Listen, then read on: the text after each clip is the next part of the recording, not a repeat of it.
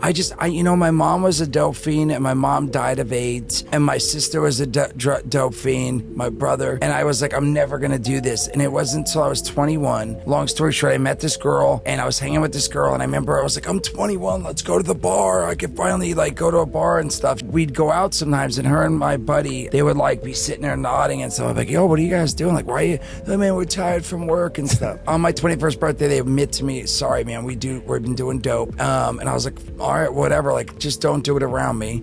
And I went and got a 6-pack, and we're drinking, and they were nodding out. And finally, I was like, I don't get it. Like, that doesn't look fun to me. I was like, let me try it. They're like, you don't understand unless you try it. I was like, all right, let me try it then. Don't judge us. Yeah, you don't understand. And I was like, well, let me try it. And I remember trying it, me and that girl, like, being like, have hole, and cuddling. And I was like, I love this stuff. And, it started at weekends, and then all of a sudden it was every day. And then I was like, well, I'll never do needles, though. I did dope. I snorted dope, East Coast. That was the first time you did it, was snorting it? Yeah, I was snorting it, and I did that for probably about 2 years or so, because I never would do needles, right? And I remember I only had one bag, and I was doing about 3 bags to just be normal. And I was like, man, I'm gonna still be sick if I do this. Someone's like, well, if you shoot it, you won't. And I was like, no way. And she's like, look, I'm a nurse, and I have a brand new bag. I could tell you they're clean, they've never been used.